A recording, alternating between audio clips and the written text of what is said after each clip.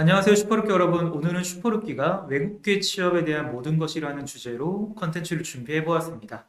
제 옆에는 에디정 멘토님이 나와 계신데요. 에디정 멘토님은 14개의 다국적 기업을 다녀보셨기 때문에 오늘 굉장히 많은 외국계 기업 취업에 대한 조언을 주실 수 있을 것 같습니다. 에디정 멘토님, 저희 슈퍼루키 여러분들께 소개 한번 해주실 수 있을까요? 네, 안녕하세요. 슈퍼루키 여러분.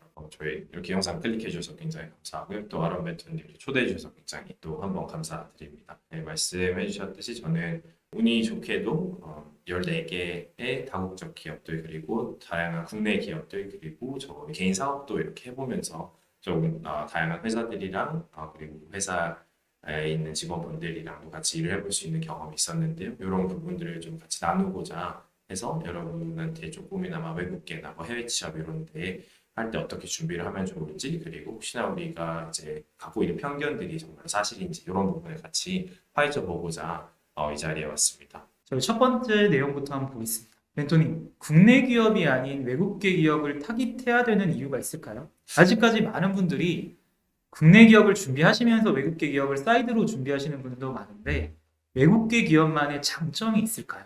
가장 많이들 고민하시는 부분이 이건 것 같아요. 국내 기업만 준비를 해도 정말 벅찬데 그렇죠. 외국계 기업까지 네, 같이 준비를 해야 되나? 네, 특히 이제 취업 준비하시는 분들 입장에서는 더욱더 그렇대요. 저도 궁금해서 음, 두 개 다 경험을 해보기로 해서 음, 이제 좀 두 가지 다 경험을 해본 바 이러한 이제 어, 경험을 좀 쌓게 되었어요. 그래서 그 부분 한번 말씀드리면 좋을 것 같은데요. 외국계 기업이든 국내 기업이든 해외 취업을 하던 간에 저는 이제 회사의 성향이나 규모가 어떻게 되냐에 따라서 결국에 연봉이나 복지나 아니면 뭐 유동성이나 워라밸이나 이제 발전 가능성 이런 부분은 이제 저는 비슷하다고 생각을 해요. 네. 근데 그러면 왜 굳이 외국계 기업에 가야 하냐라고 하는데 그거는 회사의 내부적으로 있는 회사의 성향이 아니고 그 외적인 요인 때문에 저는 외국계 기업을 좀 추천드리고 싶어요.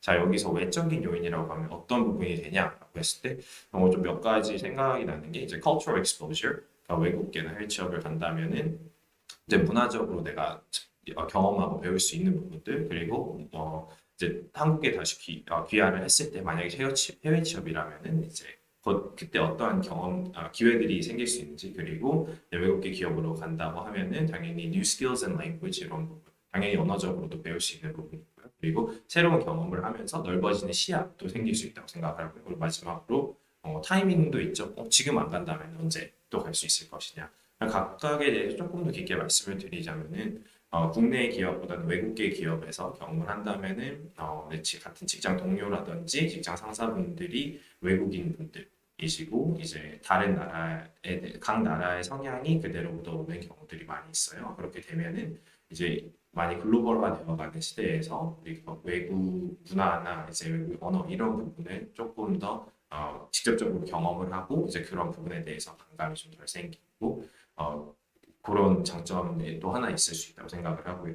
그리고 만약에 해외 취업을 가게 된다면 한국에서 할 수 없었던 그런 경험들을 이제 좀 어필을 해가지고 예를 들어 언어라든지 아니면 그 국가 그 회사에서 배웠던 스킬들을 갖고 어필을 해서 또 다른 좋은 기회를 쌓을 수 있지 않을까 하는 생각도 있고요. 당연히 언어적으로도 이제 대한민국을 벗어나면 한국어를 쓰는 국가가 있기 때문에 새로운 언어도 습득하고 배울 수 있는 그런 기회도 있지 않을까. 그래서 내부적인 이런 회사 내적으로 있는 뭐 연봉, 복지 이런 부분보다는 그 회사의 바깥쪽에 외부적으로 있는 요인들 때문에 저는 국내 기업보다는 외국계 기업 그리고 특히나 이제 타이밍 같은 경우에는 저희 아직 이제 미혼이신 분들 같은 경우 이제 가족을 부양하지 않아도 되는 미혼이신 분들한테는 조금이라도 더 이제 자유로움이 있을 때 외국계 취업 혹은 해외 취업 솔직히 외국계는 한국 내에서도 일을 할 수 있으니까 좀 덜 적용이 되겠지만 해외 취업 같은 경우는 조금 더 경험하시면 어떨까라는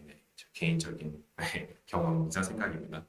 멘토님, 그러면은 언어라고 얘기를 해주셨는데 네, 랭귀지 같은 경우에는 우리가 학습할 때 배우는 학교에 다니면서 배웠던 언어가 있고 네, 그리고 이제 맞아요. 비즈니스 필드로 들어가면서 배우는 언어들이 있는데 네, 확실히 외국계 기업에 들어가게 되면은 기업 내부에서 쓰는 특별한 언어들이나 아니면 단어들을 배울 수 있는 기회가 되겠네요. 네, 그럼요. 특히나 이제 인더스트리마다 성향이 굉장히 다르거든요. 이제 산업 네, 분야마다 그러니까 흔히 acronym이라고 해가지고 약자들을 굉장히 많이 쓰잖아요. 네. 뭐 ASAP이라는 것도 많이들, 뭐 as soon as possible 이런 것도 아실 테고, 뭐 예를 들어서 COA라는 약자가 있어요. 네. 이제 이게 Certificate of Analysis라고 해서 이제 케미컬이나 화학이나 화장품 회사 쪽에는 이게 COA가 이제 성적서라는 의미가 될 수도 있고요. 하지만 네. 예술 쪽으로 가면 COA가 Certificate of Authentication이라고 해가지고 이 예술품이 진품인지 아니 가짜인지를 확인해주는 그런 증이 될 수도 있거든요. 예를 들어서 이런 다양한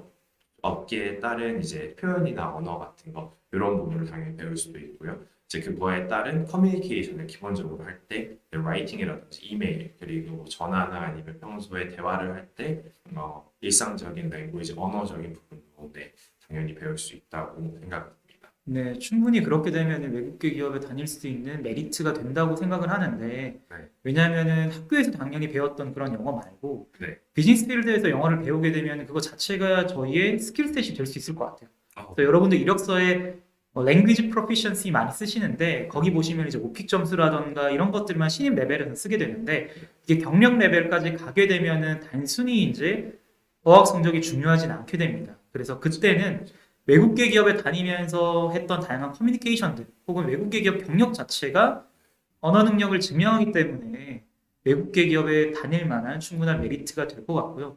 또 하나는 문화라고 말씀 주셨는데 외국계 기업만의 특별한 문화들이 있죠. 이제 퍼포먼스 센트릭이라던가 말씀드린 업무 중심이라던가 성과 중심이라던가 혹은 이제 팀 전체에 대한 내용보다는 개인적인 퍼포먼스에 좀 초점이 맞춰져 있는 시스템도 있고요.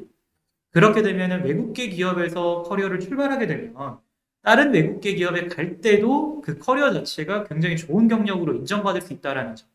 그래서 외국계 기업으로 커리어를 출발하면은 그 문화에 적응하게 되고 그 문화에 적응한 그 능력 자체는 계속해서 좋은 경력으로 인정받을 수 있다라는 점이 굉장히 좋을 것 같아요. 네. 네. 몇 가지 더 이제 경험이랑 이제 주변의 친구들이나 혹시 수강생분들이 외국계 기업으로 간 후에 이제 피드백이나 이런 거를 많이 듣다 보면은 국내 대기업 같은 경우에는 이제 아무래도 내가 맡은 일만 좀 집중적으로 해야 하는 그리고 하게 네. 되는 성향이 많이 있어서 네. 이제 나의 스코프라고 해서 워크 스코프라고 해서 내가 맡은 일 그리고 내가 할 수 있는 일이 굉장히 좀 제한이 되어 있는 경우가 많이 있어요. 제가 네. 경험해본 것도 그렇고 근데 외국계 기업에서는 조금 더 자유롭게 이제 내가 관심이 가는 분야가 있다던가 네. 아니면 아무래도 대한민국에 들어가 있는 외국계 기업은 규모로만 보면은 인원이나 이런 거로 보면 대기업만큼 몇천 명씩 있는 경우는 막 진짜 거의 없거든요. 네. 없다고 그렇죠. 말을 볼수 네. 있거든요. 그럼 중견 기업 정도 사이즈가 된다면은 대체적으로 한국에 있는 국내 대기업이랑에 비해서는 부서의 사이즈 자체가 적어요. 네. 그렇지. 근데 해야 하는 일이 똑같으면 결국에 네. 나의 responsibility가 더 커지는 거죠. 해야 하는 네. 일들이. 그럼 이제 나의 work 스코프 자체가 좀 많아질 수 있는 거고요. 어떤 분들이 보기에는 내가 이 똑같은 일을 외국계 기업에서 하거나 국내 기업에서 하면은 국내 기업에서 좀 덜 해도 된다고 생각을 하지만 네. 근데 외국계 기업에서 함으로써 나는 좀 더 우리 부서 사람이 몇 명밖에 안 되네. 네. 그러니까 나는 좀 더 다양한 경험을 해볼 수도 있고 네. 조금 더 자유로운 이런 부분들이 있어서 또 배울 수 있는 이제 growth opportunity 이런 부분들이 조금 더 많이 있는 것 같아요. 네, 그리고 일상의 배움이지 않을까. 영어를 계속 하루 종일 쓰다 보면 영어든 뭐 일본어든 간에 네, 언어를 이제 계속 연습하고 터득할 수 있는 그런 기회들도 많이 생기지 않나 생각합니다. 네. 워크 스코프 자체가 넓다라는 거는 신입 레벨에서도 굉장히 중요할 것 같아요. 왜냐하면 여러분들이 신입으로 들어가셔가지고 굉장히 분담된 업무나 아니면은 좀 좁은 직무만 하시다 보면은 그게 다른 직무하고 어떻게 연결되는지도 큰 시야도 갖기도 힘들고요. 또는 그 업무에만 국한돼서 일을 하기 때문에 나중에 다른 회사 가서 전문가로 인정받기에는 좀 미흡한 부분이 있습니다. 근데 말씀 주신 것처럼 외국계 기업은 워크스코프 자체가 국내 대기업보다는 넓다라고 하면은 여러 가지 일을 해볼 수 있기 때문에 나중에 돼서 그 일 중에 하나를 내가 선택을 할 수도 있고요. 혹은 그 일들 중에 다른 곳으로 부서 이동을 할 수 있는 기회도 될 것 같아요. 그래서 여러분들이 이제 신입 레벨에 들어가가지고 사실 내가 이 직무랑 맞지 않는 걸 발견할 때 굉장히 혼란이 오시는데 그럴 때는 외국계 기업의 넓은 워크 스코프가 도움이 될 수 있을 것 같습니다. 네. 그 부분도 이제 여러분 들어보실 수 있는데 GE라는 회사가 있어요. 미국에 General Electric이라는 굉장히 큰 가전제품 및 이제 비행기 엔진까지 만드는 이런 회사가 있는데 그러니까 어떻게 보면은 대기업이죠. 굉장히 큰 기업이고 다양한 분야에 이렇게 있는데요. 거기 같은 경우는 처음 입사를 하게 되면은 2년 동안 이제 3개인가 4개의 부서를 이렇게 뺑뺑이를 돌리면서 다양한 일을 경험할 수 있게 해줘요. 그러면서 이 친구가 어떠한 직무에 가장 맞는지, 어떠한 부서에 가장 맞는지 이렇게 찾아가는 그런 거거든요. 대한민국에 있는 대기업들도 그런 문화를 이제 조금씩 시도를 해가고 있지만 외국계 기업들은 약간 그런 부분에 대해서 조금 더 오픈되어 있고 이제 그런 기회들을 조금 더 많이 주는 거를 제가 경험을 한 게 있어서 네, 그런 좀 나는 아직도 내가 무엇을 하고 싶은지 무엇을 해야 할지 잘 모르겠다라고 하면은 이제 외국계 기업에서 마케팅도 경험해보고 영업 쪽도 경험을 해보고 서플라이 체인 쪽, 관리 쪽도 경험을 해보면서 그렇게 나에게 맞는 그런 퍼즐을 찾아갈 수 있지 않을까라는 생각이 또 듭니다. 근데 말씀 주신 것처럼 외국계 기업들 중에는 이렇게 순환근무의 기회를 신입 레벨부터 전달해주는 그러한 기업들도 있기 때문에 여러분들 채용 공고 보시다가 순환근무의 기회가 있다라고 하면은 굉장히 좋은 직무 경험의 기회가 될 것 같습니다. 그러면은 멘토님, 저희가 이렇게 좋은 외국계 기업에 지원을 하려고 해요. 그래서 이미 알고 있는 사이트들도 있습니다. 근데 그 사이트들 말고 우리가 조금 더 빨리 그리고 조금 더 많은 채용 공고를 찾기 위해서는 그 컴퍼니 웹사이트나 아니면은 링크드인을 활용할 수 있죠. 그럼요. 뭐 링크드인은 많이들 들어보셨을 거라고 생각을 해요. 많이 들어보셨지만 아직 프로필이 없는 분들도 굉장히 많을 거라고 생각도 들고요. 네, 제가 마지막으로 확인했었을 때는 이제 구글이 전 세계적으로 가장 많이 사용되는 웹사이트고 이제 링크드인도 탑10 안에 이렇게 들더라고요. 뭐 페이스북, 링크드인 이런 소셜 미디어 웹사이트들고요. 그래서 어떻게 보면 링크드인 혹시나 모르시는 분들 위해서 간단히 설명드린다면은 이제 프로페셔널들을 위한 페이스북이라고 생각하시면 될 것 같아요. 그래서 나의 프로필을 올릴 수 있고 내가 갖고 있는 스킬이나 뭐 생각들 이런 거를 프로필 나만의 페이지를 만들어 가지고 누구나 볼 수 있게 아니면 내가 원하는 사람들만 볼 수 있게끔 만들고 이제 그거를 쉐어링하는 그런 웹사이트예요. 그래서 대체적으로 또 많은 회사들이 또 올라와 있고 많은 프로페셔널들이 있기 때문에 이제 어떤 회사들 최근은 아니고 이제 올해에는 넷플릭스라는 회사 아시죠? 넷플릭스 같은 경우는 링크드인을 통해서 또 채용 공고를 올리기도 했어요. 이제 그렇게 들어가게 되면 아무래도 이제 그 페이지 안에서 또 다양한 거 클릭해보고 회사에 대한 정보도 더 많이 받아볼 수 있기 때문에 링크드인이라는 웹사이트를 통해서 그 회사의 job description이나 이제 포지션에서 필요로 하는 이제 어떤 탤런트를 원하는지 그리고 이제 최소 필수 조건 이런 부분들을 같이 찾아볼 수 있고요. 또 링크드인 외에도 요 한 부분은 또 많이들 아직 모르실 수도 있는데 회사 웹사이트에 바로 들어가시면 돼요.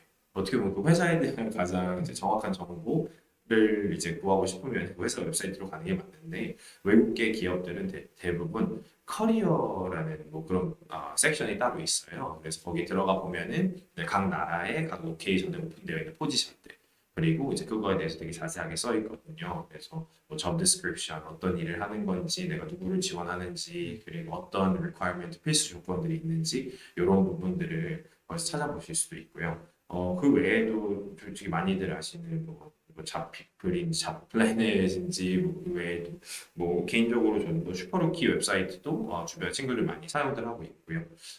그렇게 모아놓은 웹사이트들 거기에 들어가서도 어떻게 보면 한 번에 뭐 필터를 해서 본다든지 이러한 방법도 있을 것 같아요. 근데 개인적으로는 그 단순히 job description만 보는 게 아니고 그 회사의 가치관이 어떻게 되는지도 같이 보는 게 정말 좋을 것 같아요.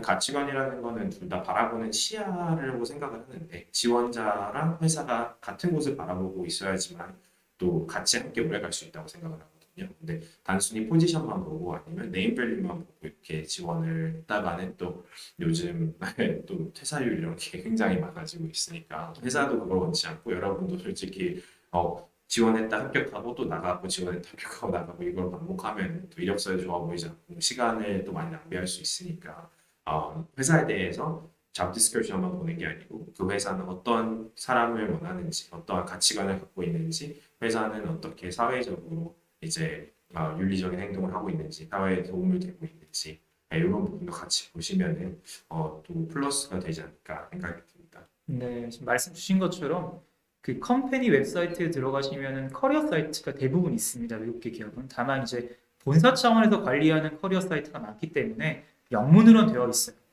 하지만 거기 클릭하셔가지고 로케이션이라는 드롭다운 메뉴가 있는데 보통 그 드롭다운 메뉴를 클릭하시면은 코리아나 서울 이렇게 되어 있을 거예요.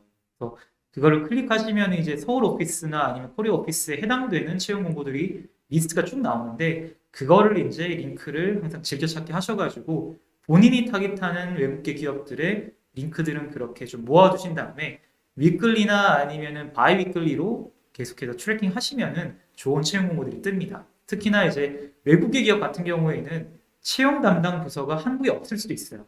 이게 싱가포르나 홍콩 같은 에이펙 오피스에 있거나 아니면 정말 본사 차원에서 관리할 수도 있기 때문에 한국의 채용 플랫폼에 올리지 않는 공고들도 있습니다. 그게 우리나라 기업 같은 경우에는 뭐 잡코리아나 다라민 같은 대형 채용 플랫폼들에 보통 다 올라오죠. 근데 외국계 기업 같은 경우에는 안 올라오는 케이스들도 있기 때문에 꼭 그렇게 컴퍼니 웹사이트에서 찾아보시는 것도 한 방법이 될 것 같고요. 링크드인 같은 경우에도 이제 들어가시면은 항상 외국계 기업의 채용 공고들이 잘 올라와 있는데 이거는 이제 링크드인이 그 컴퍼니 커리어 사이트하고 연동이 되어 있을 거예요. 그런 회사들이 굉장히 많기 때문에 아마 컴퍼니 웹사이트에 올라오면은 바로 링크드인이 연동돼 가지고 확인하실 수 있는 공고들도 많기 때문에 링크드인도 많이 활용해 주시고요. 그리고 말씀 주셨던 것처럼 단순히 그 회사의 채용 공고만 볼 게 아니라 그 회사에 들어가시면 어바웃이라는 메뉴도 있고요. 그 어바웃을 클릭하시면은 그 회사의 인재상이나 비전이나 미션 같은 것들도 같이 확인하실 수가 있습니다. 그래서 이 회사가 나랑 정말 잘 맞을지 그것도 한번 확인해 보시는 것도 굉장히 좋고요. 또 객관적인 평가를 보시는 거는 우리나라의 잡플래닛 같은 글래스도어라는 플랫폼이 있습니다. 그래서 글래스도어에 들어가시면은 그 회사의 평점이나 아니면 면접 후기 같은 것들도 확인하실 수 있으니까요. 꼭 그런 다양한 채용 플랫폼들도 확인하시는 것이 굉장히 좋을 것 같습니다. 그리고 링크드인에 아까 제가 깜빡했는데 링크드인에 한 가지 좋은 점이 있다면 링크드인에 내가 프로필이 있다면 그 프로필을 이용해서 버튼 한 번만 클릭하면 바로 어플라이를 할 수 있는 기능도 있어요. 네. 어차피 나의 경험들이 다 나와 있고 그러니까 이력서를 따로 만들 필요가 없고 네, 맞습니다. 링크드인 자체가 네. 이력서가 될 수도 있으니까요. 클릭 한 번으로 뭐 apply for this position 이런 부분이 있어요. 네. 그걸로 이렇게 어플라이를 할 수도 있고 네 그렇습니다. 링크드인. 네, 요거는 뭐 여러분들 잘 아시는 것처럼 다른 채용 플랫폼의 즉시 지원 같은 기능인데요. 이미 그 안에서 이력서나 프로필을 만들어 두고 그걸 가지고 한 번에 지원하는 Easy Apply라는 링크드인의 기능입니다. 그래서 링크드인의 프로필은 다른 채용 플랫폼의 이력서보다는 훨씬 더 작성하기 쉽게 되어 있어요. 그리고 업데이트도 굉장히 쉽게 되어 있기 때문에 페이스북의 프로필을 작성하는 것만큼 쉽습니다. 그래서 그렇게 간단하게 프로필을 만들어 두신 다음에 Easy Apply 기능 활용해가지고 5초 만에 쉽게 지원하시는 것도 좋은 지원 방법일 것 같습니다. 그러면 이렇게 저희가 이력서를 제출해야 될 때 피해야 할 표현들하고 좀 추천해야 될 표현들도 좀 따로따로 있을까요? 네, 요거는 뭐 제가 저보다 구글이나 뭐 이렇게 쳐보시면 네. 여러분들이 서칭하시면 정말 많이 알 수 있을 더 많이 아실 수 있을 것 같은데요.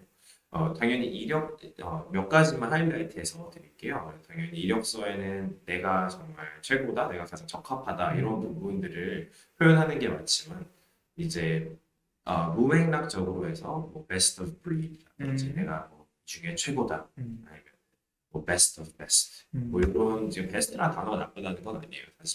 하지만 맥락이 없이 그냥 내가 최고다, 내가 좋다 이런 표현보다는 그런 표현을 사용하려면은 그거에 적합한 데이터를 기반으로 같이 쓰시는 게 더 좋은 것 같아요. 그래서 구글링에 뭐 phrases to avoid in a resume라든지 아니면 words to avoid in a resume 이런 거 치면 굉장히 많이 나오거든요. 근데 그거에 반대로 오히려 요게 더 관심 많으신 것 같아요. 이력서에 추천하는 표현들, 그죠? 여러분 우리 학교 다닐 때 동사 많이 배우잖아요. 그 중에서 action verb, 뭐 created, 뭐 demonstrated, initiated, managed, 뭐 supported 이런 부분. 그러니까 내가 무엇을 하였는지를 직접적으로 이제 액션 verb, 이제 동사를 통해서 보여주는 거죠. 이런 부분들을 잘 활용하시면은 좀 더 남다른 이력서 탄생할 수 있을 거라고 생각이 듭니다. 네, 아까 말씀 주신 것처럼 베스트나 이런 것들은 충분히 이제 자신의 역량을 좀 하이라이트하기 위해서 쓰고 싶은 마음은 알겠는데 단순히 베스트라는 걸 써버리면은 보는 사람 입장에서는 설득력이 없다라는 거죠. 그래서 그 베스트를 쓰게 되면은 뒤에 뭐 based on이라든가 by라든가 이런 것들을 넣어가지고 데이터를 같이 집어넣어주면은 훨씬 더 설득력이 있을 거다. 근데 단순히 이제 best라는 걸 쓰게 되면은 맥락 없이 진짜 의미 없는 단어만 되니까 피해야 되는 표현이 맞고요. 또 두 번째는 그런 뭐 명사들이나 형용사들뿐만 아니라 verb, action verbs라는 좀 능동적인 동사 표현들이 있습니다. 이거는 아마 구글링 하시면은 action verbs라고 구글링 하시면 굉장히 많이 나오는데요. 예를 들어서 단순히 help를 쓴다기보다 assist나 support라는 단어를 쓴다던가 이런 식으로 이제 조금 더 전문적이고 능동적인 표현들을 쓰는 거죠. 이러한 표현들을 이제 이력서에 담아주시면은 조금 더 능동적인 형태로 좀 보이게 되는 그런 효과를 보실 수 있습니다. 이게 요즘은 이제 뭐 솔직히 뭐 제가 수업 때 따로 이제 말씀드리는 부분이긴 하지만 네. 간단하게 말씀드리면은 Fortune 500 컴퍼니라고 하죠. 전 세계에서 이제 가장 좀 영향력 있고 매출이 높은 그런 회사들, 뭐 여러분 흔히 아시는 이제 뭐 마이크로소프트도 있고 뭐 구글도 있고 거기 다 들어가 있는데 또 그거에 반해서 이제 Forbes 2000 이런 회사들 정말 전 세계적으로 가장 크고 영향 있는 회사들의 대부분은 요거를 사용해요. ATS라고 하는 걸 사용해요. 네, 이거 생소하신 분들이 굉장히 많을 수 있는데 저도 이제 인사 쪽에서 일을 하고 이런 거를 이제 하다 보니까 좀 더 알고 배우게 됐는데 ATS의 약자는 Applicant Tracking System or Applicant Tracking Software이라고 해요. 말 그대로 지원자들을 트래킹해주는 시스템, 지원자들을 트래킹해주는 소프트웨어. 무슨 뜻이냐면은 여러분 주방에 가지고 채 하나 있죠. 그런 느낌이에요. 이 포지션이 열렸을 때 이력서가 1000개가 들어온다면 그걸 채로 걸러가지고 ATS가 채로 걸러줘서 이거를 20개만 뽑아주는 거예요. 그럼 그 20개는 진짜 인사 담당자가 보고 누구는 면접 볼지 말지 이렇게 정하는 거예요. 자, 이게 왜 중요할까? 그리고 어떻게 하면 내가 이 채에 걸릴 수 있을까? 네, 그런 부분도 뭐 이따가 조금 더 다룰 수 있을 것 같은데 이제는 더 이상 사람이 하는 게 아니라 기계가 한다 이거죠. 더 이상 이제 페이퍼로 레스메를 내는 게 아니고 진짜 이력서 포지션이 하나 열리면은 정말 뭐 좋은 기업들 같은 경우는 한 포지션에 300개에서 500개의 이력서가 들어오는데 한 사람이 1분씩만 본다고 해도 여러분이 아무리 10시간을 걸려서 썼다고 해도 1분 이상 안 보거든요. 1분이 뭐야? 10초도 안 보거든요. 그러면 이제 사람이 보는 게 아니고 컴퓨터가 스캔을 해요. 자, 어떻게 스캔을 하냐? 여러분 해보신 분들은 아시겠지만 이력서를 서미션 할 때 워드 doc이나 docx나 PDF로 서미션 하라고 해요. 왜 그러냐? ATS가 감지할 수 있는 파일 익스텐션이 그런 것들 뿐이에요. 그러니까 그런 걸로 서미션을 했었을 때 ATS가 쭉 스캔을 해가지고 job description에 있는 그리고 액션 verb도 어떤 걸 사용했나 보고 그걸로 점수를 줘요. 그러면 상위 몇 퍼센트만 걸러내고 나머지는 다 이제 기회가 없는 거죠. 그래서 500개 이력서 중에 뭐 예를 들어 10%, 50개 정도, 상위 10%만 뽑아내서 ATS에서 남기면은 이제 그거를 인사부에 계신 분들이 들어가서 일일이 그때야말로 이제 1부씩 다다다 이렇게 보시는 거예요. 그리고 나서 이 사람 면접 보면 좋겠다, 이 사람은 좀 다른 부서에 맞겠다 이런 식으로 추천하는 경우도 있고요. 네, 그래서 여러분의 경쟁자는 다른 지원자가 아니에요. 여러분의 경쟁자는 ATS예요.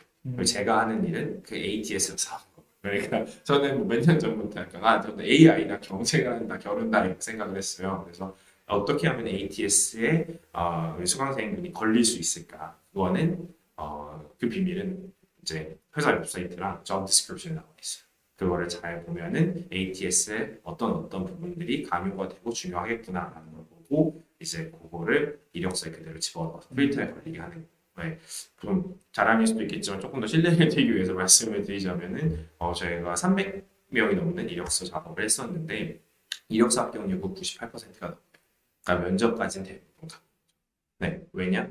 그 회사에 대해서 충분히 공부를 하고 그 회사의 ATS가 어떤 식으로 돌아가는지에 대해서 또 이해를 하고 어떤 포지션에 지원하는지에 대해서 알고 있기 때문에 그리고 그거에 대해서 충분히 공부를 하고 그거를 바탕으로 이력서를 작성하기 때문에 네, 그래서 그런 부분을 알고 계시면 좀 도움이 되지 않을까 생각이 듭니다. 근데 ATS 같은 이제 필터링 시스템이 있기 때문에 그 시스템 자체가 이제 여러 단어들을 좀 솎아내는 그런 역할을 하기 때문에 채용 공고에 나와 있는 키워드들이나 아니면 액션 벌브를 활용하시면은 훨씬 더 면접장에 갈 확률이 높아진다라는 점 꼭 기억을 해두시면 좋을 것 같습니다. 저희가 좀 연결해서 설명을 드리도록 하겠습니다. 많은 분들이 이력서를 쓰실 때는 그냥 하나의 이력서를 쓰세요. 채용 공고에 관련 없이. 그래서 내가 어떤 기업을 타깃하든 내가 어떤 직무를 타깃하든 그에 맞는 이력서를 써주셔야 되는데 그게 아니라 이제 하나의 영문 이력서를 작성을 하시는 거죠. 그래서 거기에 이제 서머리 스킬이나 아니면 워크 익스피리언스나 아니면 아카데믹 백그라운드나 어덜 스킬스 같은 것들을 작성하시고 난 다음에 이거를 거의 모든 기업과 직무에 채용 공고에 지원을 하시기 때문에 탈락률이 굉장히 높아진다라고 생각을 합니다. 왜냐하면은 그 채용 담당자들은 내가 채용 공고에 적어 놓은 내용들이 이력서에 적혀 있는지를 확인하는 사람들이에요. 내가 채용 공고에 이러한 역할을 수행할 사람, 이러한 자격이 있는 사람이라고 명시를 해뒀는데 이 내용들이 이력서에 있는지를 확인하는 사람들입니다. 그래야지 나중에 이 이력서를 제출했을 때, 상부에 제출했을 때도 그 근거가 될 수 있어요. 왜냐하면 이 이력서를 왜 제출했느냐라고 했을 때 이 이력서에 적혀 있던 내용들이 채용 공고에 있는 내용들이랑 매칭이 되기 때문에 면접에 올려보냈다라고 말을 할 수 있기 때문에 그 채용 공고에 나와 있는 내용들을 이력서에 담아두는 것이 굉장히 좋습니다. 멘토님 여기에 대해서 또 조언을 좀 해주실 수 있을까요? 네. 네. 이거 어떻게 보면 가장 중요한 부분 중 하나인 것 같아요. job description이 영어로 되어 있다고 내가 이제 읽는 게 싫어서 영어가 싫어서 그냥 이제 기존에 있는 이력서나 국문 이력서를 그대로 번역해가지고 서미션을 하시는 분이 굉장히 많아요. 그쵸. 솔직히 뭐 네. 저도 대학교 때는 네, 그냥 그랬었어요. 그냥 제너럴한 거 하나 써가지고 여기 다 냈는데 70분에 네. 냈는데 두 개밖에 안 붙었어요. 이게 자 아, 왜? 70군데 나오셨군요. 대학교 2학년 때 이제 인턴을 하려고 제 거 빼고 남의 거 굉장히 잘 씁니다. 네. 근데 이제 job description을 보면은 크게 몇 가지 섹션으로 나뉘는데요. job description에 이제 뭐 company overview라고 해가지고 회사에 대해서 이렇게 간략한 거 그리고 job overview나 job description 이 직책에서 무슨 일을 하는지 그리고 key accountabilities나 아니면 responsibilities라고 해가지고 내가 맡아서 해야 하는 일 그리고 마지막에 어떻게 보면은 가장 당연한 부분인데 requirements가 있어요. 네. 필수 조건이죠. 네. 네, 예를 들어서 이 포지션에는 우리가 뭐 예를 들어 연구원, 화장품 연구원이다라고 하면은 최소 석사 과정 이런 게 있으면은 네. 내가 학사만 있으면은 거기는 지원할 수 없는 거예요. 네. 그러니까 이 key requirements를 봐야 되는데 네. 이제 거기에서 이제 요즘 워낙 많은 회사들이 마이크로소프트 오피스 스위트를 사용해요. 네. 워드, 엑셀, 파워포인트 그런 게 적혀 있단 말이에요. 근데 내가 이 부분을 requirements에 뭐 proficiency with MS Office, 마이크로소프트 오피스 스위트라고 했는데 그거 보통 워드, 엑셀, 파워포인트를 얘기하는 거예요. 근데 그 부분을 내가 이력서에 적지 않으면 뭐 당연히 이제 어떤 회사들은 조금 더 이제 느슨할 수도 있겠지만 내가 이력서에 적지 않으면 나는 그 능력이 없는 사람이 되는 거예요. 그쵸. 그러면은 job description에서 무엇을 봐야 되냐? 당연히 네. 모든 게 다 중요하지만 requirements를 먼저 보시고 네. 내가 이 회사에 지원할 수 있는 자격이나 먼저 되는가 먼저 확인하셔야 돼요. 그렇지 않으면 ATS에서 이렇게 몇 번 빠지는 거. 네.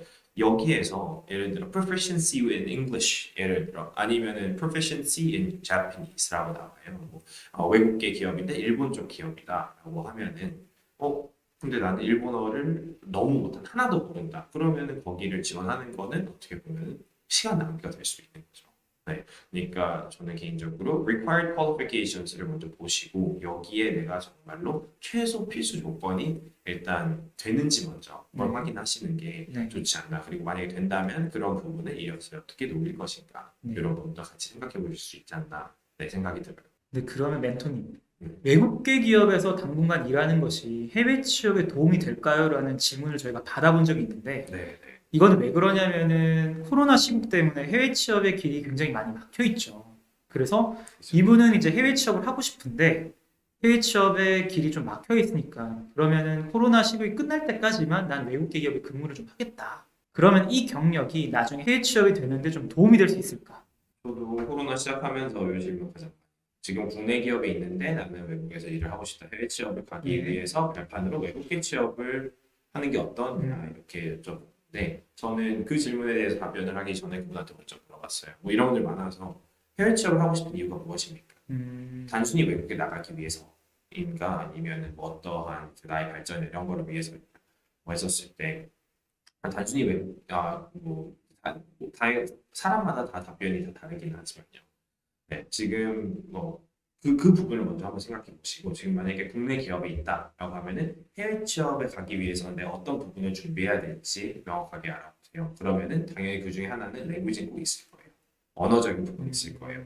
근데 이제 전에도 강조한 부분 중에 하나가 내가 꼭 최소 면접은 보고 거기 가서 일을 할 정도의 영어 수준은 돼야 되잖아요. 그럼 외국계 기업을 다니다 보면 언어적인 부분을 습득할 수 있으니까 국내 기업에서 한국어만 쓰는 곳에만 있는 것보다는 외국계 기업에서 업무적으로 영어 쓰는 걸 조금이나마 터득하고 이제 익숙해지면은 나중에 면접을 볼 때도 그리고 해외 취업을 가서도 조금 더 영어를 능통하게 할 수 있지 않나. 이런 부분이 어떻게 보면은 좀 좋은 발판이 될 수 있지 않을까라는 생각이 들고요.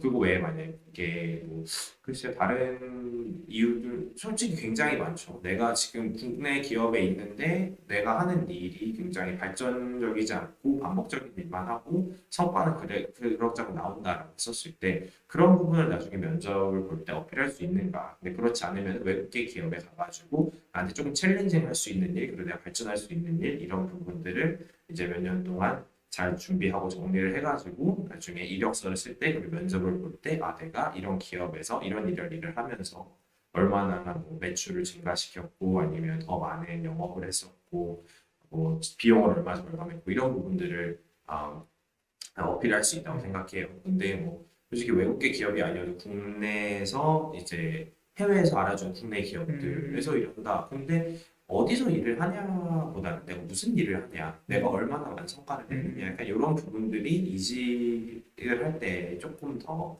많이 보게 되지 않을까라는 생각이 들어요. 네. 네, 말씀 주신 것처럼 굳이 외국계를 가지 않더라도 어떤 해외 취업에서 난 이 회사를 가겠다, 이 산업에 일을 하겠다라고 여러분들이 명확한 타깃이 있으시면은 국내에서 동일한 산업군에 좋은 기업에 들어가셔가지고 업무를 실적을 만드시면은 그 능력 가지고 충분히 해외 취업에 성공하실 수가 있으니까요. 크게 여기에 집착을 안 하셔도 될 것 같습니다. 멘토님, 외국계 기업은 인턴이나 계약직을 뽑는 비율이 굉장히 높다라고 알려져 있어요. 신입 정규직보다는. 그러면은 이렇게 인턴이나 계약직으로 커리어를 시작했을 때도 신입으로 갈 수 있거나 아니면 경력직으로 갈 수 있는 좋은 발판이 될 수 있을까요? 저는 솔직히 인턴이나 계약직, 저도 맨 처음에는 그런 식으로 시작을 했고, 네, 인턴이나 계약직으로 들어가서는 내가 정말 이런 기업이랑 맞는지 아니면 내가 외국계 스타일이랑 맞는지 이런 부분도 이제 볼 수 있고요. 인턴이나 계약직으로 들어갔다고 했었을 때 아무 일도 안 하는 건 아니잖아요. 거기서 그렇죠. 이제 네. 내가 맡은 일도 있고 그 부분들을 해야 되는데 가장 중요한 건 그거 같아요. 나에게 여기서 인턴이나 계약직을 할 수 있는 기회가 주어졌다고 하면은 거기에서 나의 최대한의 역량을 보여주고 이제 거기에서 많은 스킬들을 쌓은 다음에 그거를 잘 기록을 해놓고 이제 그런 부분들을 이직을 할 때 계약 기간이 끝나면 인턴이 끝나면 잘 어필을 해서 뭐 그 회사 역으로 제시를 하는 걸 수도 있고요. 혹은 이제 다른 회사에 지원할 때 이력서나 면접 때 가서 어필할 수 있는 부분도 있을 거고요. 네, 인턴이나 계약직으로 들어간다고 해도 기본적으로 이제 필요한 이런 스킬들이나 지식들을 배울 수 있기 때문에 그런 부분은 좀 네, 안 하는 것보다는 뭐든지 낫지 않을까라는 그렇죠. 생각이 네. 들어요. 그리고 저도 이제 저희 두 번째 석유회사 같은 경우는 면접을 볼 때는 원래 다른 포지션으로 면접을 봤어요. 근데 이제 제가 그 포지션에는 좀 덜 적합한 더 적합한 사람을 찾았나 봐요. 근데 이제 거기에서 기회를 주고 싶으셨나 봐요. 그래서 그냥 새로운 포지션을 만들어가지고 거기에 넣어주셨던 이제 그걸 나중에 들었거든요. 이제 퇴사할 때쯤 되니까 그래서 기업이 어느 정도 그런 유동성이 음, 또 있을 수 있다. 외국계 기업은 그런 부분 알려드리고 싶었어요. 한국에서는 공채 100명 뽑는다라 100명 딱 되면 그치지만 101명째 된 친구는 못 들어가는 거잖아요. 근데 외국계 기업에서는 조금 더 이 둘 다 좋은 인재를 놓치고 싶지 않다라고 하면은 뭐 새로운 포지션을 만든던가 계약직을 만든던가 그러면서 보고 이렇게 또 기회가 될 수 있지 않을까 하는 생각이 그렇죠. 들어요. 네. 3, 4년 전에는 여러분들이 인턴이나 계약직에 대해서 좀 등한시하는 아니면은 음, 당연히 신입을 더 좀 선호하는 그런 풍토가 있었는데 요즘은 국내 기업도 인턴을 굉장히 많이 채용을 하고 채용 전환형이 아니더라도 체험형 인턴도 굉장히 많이 하고 있기 때문에 이런 인식은 점점 없어진 것 같아요. 그래서 저희가 말씀드리고 싶은 거는 가장 좋은 취업 준비는 인턴이나 계약직이다. 이런 말씀 드릴 수 있을 것 같습니다. 내가 아무리 많이 공부를 하고 자격증을 따고 다른 교육을 듣는다 한들 인턴이나 계약직이 가진 그 직무 경험을 넘어서지 못해요. 그렇기 때문에 인턴이나 계약직의 기회가 있으면은 언제든지 그 인턴이나 계약직을 하시는 것이 가장 좋고요. 특히나 인턴이나 계약직은 뭐 짧으면 3개월, 길면 6개월 정도이기 때문에 충분히 그거를 거치시고 난 다음에 그 경험을 가지고 다른 신입 정규직이나 다른 직무로도 지원을 하실 수 있기 때문에 인턴이나 계약직을 꼭 경험을 하시는 것을 저희는 추천드립니다. 멘토님, 그럼 영문 이력서 작성할 때 네. 저희가 동아리 프로젝트나 봉사활동 같은 커리어 경험도 넣어도 될까요? 왜냐하면 많은 신입 인턴을 준비하시는 분들은 사실 영문 이력서에 작성할 만한 큰 경험들이 없는 경우가 대부분입니다. 그러면은 내가 수업을 할 때 했던 과제나 아니면은 내가 동아리 할 때 했던 뭐 디지털 포스터를 만드는 일이라던가 아니면은 사람들을 이벤트에 모이겠던 경험이라던가 이런 경험들밖에 없는데 학창 시절 때 했던 혹은 파트타임 때 했던 네. 그런 경험들을 이력서에 잔뜩 넣어도 좀 효과가 있을까요? 네. 가장 많이 받는 질문 중에 하나예요. 특히 언제 많냐면은 대학교 3학년 2학기 때 취업을 준비하시는 분들 그리고 대학교 4학년 1학기 때 취업 준비하시는 분들이 가장 많이 하는 질문이에요. 멘토님 저 대학교 때 한 게 없어요. 한 80% 이상 그런 말씀을 하세요. 왜냐하면은 내가 한 게 별거 아니라고 생각을 하기 때문에 그래요. 그러다 보니까 자신감도 하고. 근데 말씀해주신 뭐 동아리 활동, 내가 대학교에서 뭐 학교 조교를 했다든지 기숙사 조교든 수업 조교든 아니면 봉사활동을 했다든지 이런 부분 있잖아요. 이력서에 안 쓰면 안 하는 거예요. 요 하나만 생각하시면 돼요. 내가 쓰지 않으면 하지 않는 거다. 내가 하지 않았으면은 이 사람은 지식이랑 능력이 없는 거다. 이렇게 보여지거든요. 그러면은 내가 아무리 사소한 거라고 생각을 해도 알바라고 해도 그런 부분 적으셔야 돼요. 뭐 당연히 쓸 게 다른 게 많으면 알바 안 적으셔도 돼요. 커피숍에서 알바하는 거라고 생각이 있잖아요. 예시를 하나 들어볼게요. 커피숍에서 알바하는 거 누구나 하는 거 아니냐. 되게 사소한 거다. 근데 만약에 커피숍에서 알바를 1년 정도 했다고 합시다. 1년이면은 일단 기간이 나쁘지 않아요.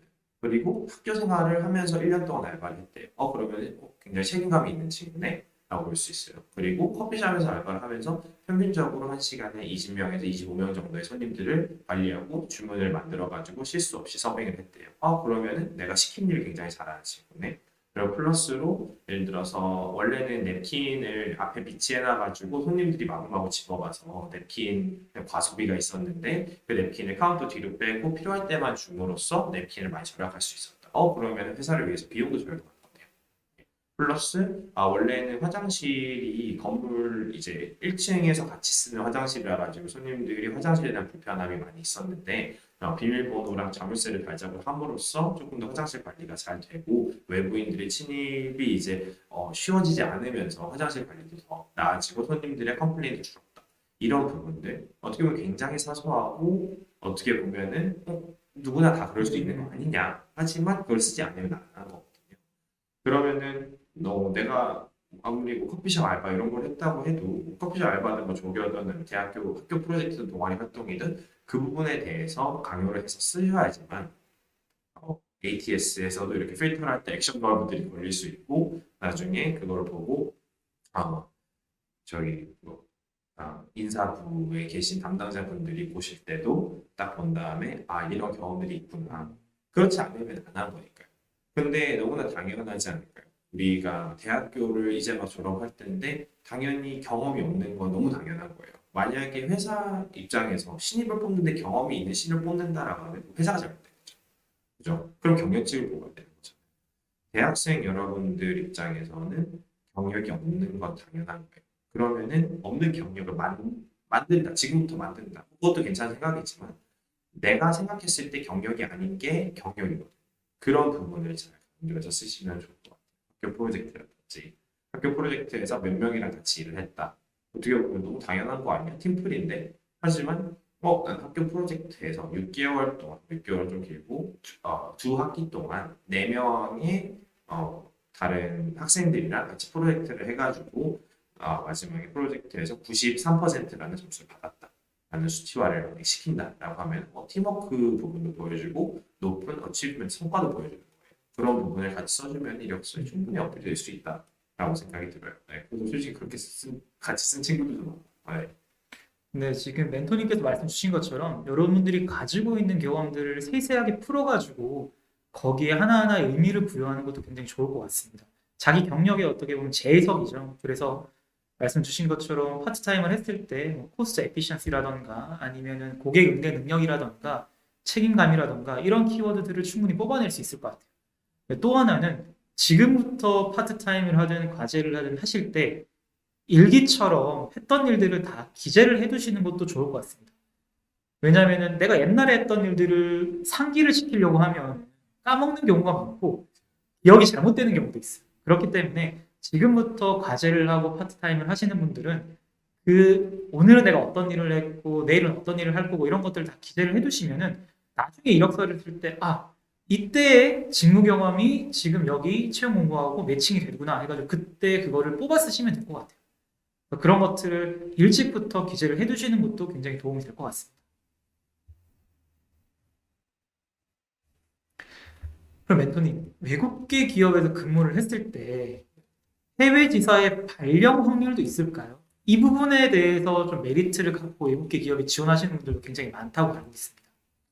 네, 해외로 나갈 수 있는 그리고 이제 내가 좋아하는 기업이고 여기랑 너무 잘 맞는다면 그 기업에서 또 오랫동안 함께하고 싶은 그런 것도 있죠. 국내 기업도 마찬가지로 해외 발령이라는 게 네, 있잖아요. 네, 이제 그만큼 국내 어떤 기업이든 좋은 인재는 함께하고 싶고 이제 좋은 인재가 다른 곳에서도 또 좋은 영향력을 보여줬으면 좋겠고 이런 게 많이 있는데요.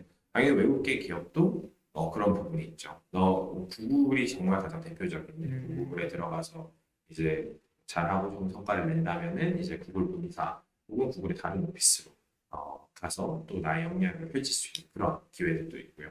그 외에도 내가 어느 정도 능력만 되고 이제 거기에 기회가 있다면 포지션이 있다면은 사내적으로도 또 이제 어플라이를 해가지고 사내에서 또 다른 포지션을 지원하는 이런 제도가 있는 회사들도 있고요. 네, 그러니까 이 외국계 기업이 있다고 해서 꼭 여기에만 계속 있어야 되는 거 아니고 그 회사 내에서 또 다른 오피스별로 아니면 또 본사로 이렇게 발령해서 갈 수 있는 기회들은 또 많이 있다고 생각을 합니다. 네. 네, 충분히 그러한 기회가 있다라고 하십니다. 혹시 멘토님, 저희가 이제 마지막 질문까지 커버를 했는데 조금 더 우리 취준생 분들께 조언을 해주실 만한 내용이 있을까요? 제가 이제 영문 이력서 작업 그리고 외국에서도 이제 일을 해보고 한국에서도 일을 해보기 시작한 지 한 8년 정도 가까이 됐어요. 네, 그러면서 솔직히 많이들 자신감이 없으신 것 같아요. 왜냐 한 번도 써본 적이 없고 가장 중요한 건 학교에서 안 알려줘요. 그리고 왜 인터넷에 찾으려고 하면은 제대로 된 정보를 찾을 수 있는 데도 많이 없어요. 영문 이력서를 어떻게 써야 하는지 구글에서 찾아본다고 하면은 뭔가 설명이 나와 있긴 한데 이 웹사이트 다르고 저 웹사이트 다르고 이렇게 있어요. 근데 일단 먼저 시작하는 게 중요하거든요. 그리고 시작을 하고 나서 내가 써보면은 그거에 대해서 이제 만약 외국계에 있는 선배가 있거나 아니면은 인사부에 아시는 분이 있거나 아니면 그렇지 않아도 이렇게 첨삭이나 이런 거 받을 수 있거나 아니면 다른 완성본들이랑 비교를 하면서 내게 어떤가 이렇게 또 비교할 수 있는 또 기회가 많이 있으니까 네, 너무 큰 두려움을 갖지 마시고 한 번쯤 꼭 도전해 보셨으면 좋겠고요. 전 개인적으로 이쪽 분야 솔직히 기업도 다양한 데 다녔으면서 왜 영문 이력서랑 면접을 코칭을 하냐라는 질문을 가장 많이 받는데 개인적으로 대한민국의 기업들 그리고 대한민국에 열정이 있는 분들이 외국계 기업이나 해외 취업을 함으로써 대한민국에 대한 조금 더 좋은 긍정적인 이미지를 만들어 주셨으면 좋겠는 네, 그런 바람이 있어요. 네, 그리고 앞으로도 그런 바람이 꼭 있을 것 같아요. 그래서 만약 외국계를 준비하시거나 해외로 가고 싶으신 분들이 있는데 그만큼의 열정이 있으신 분들은 제가 또 도움이 될 수 있었으면 좀 좋겠습니다. 네, 알겠습니다. 네, 네, 오늘 에디정 멘토님께서 외국계 기업 취업에 대해서 굉장히 많은 얘기를 해주셨는데요. 슈퍼루키가 준비한 컨텐츠는 여기까지고요. 저희는 또 다음 컨텐츠에서 뵙도록 하겠습니다. 감사합니다. 네, 감사합니다.